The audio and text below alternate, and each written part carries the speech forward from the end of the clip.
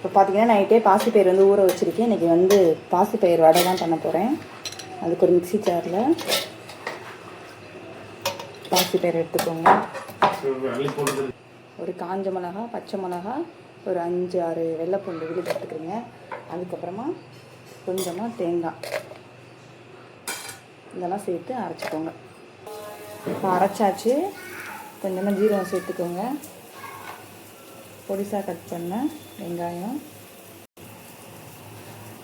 அதுக்கப்புறமா கருவேப்பிலை, அப்புறம் தேவையான அளவு உப்பு சேர்த்துக்கோங்க.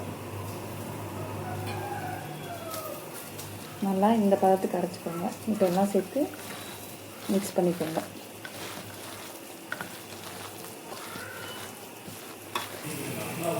எல்லாம் மிக்ஸ் பண்ணி வச்சாச்சு. இப்போ வடை ஷேப்புக்கு தட்டி எண்ணெயில் போட்டுடலாம்.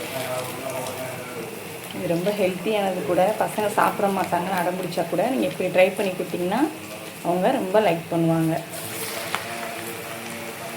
சுவையான பாசிப்பயிர் வடை வந்து ரெடி ஆயிடுச்சு. இதை நீங்களும் ட்ரை பண்ணி பாருங்கள். இந்த வீடியோ உங்களுக்கு பிடிச்சிருந்துச்சுன்னா லைக் பண்ணுங்கள், ஷேர் பண்ணுங்கள், மறக்காமல் சப்ஸ்கிரைப் பண்ணிடுங்க.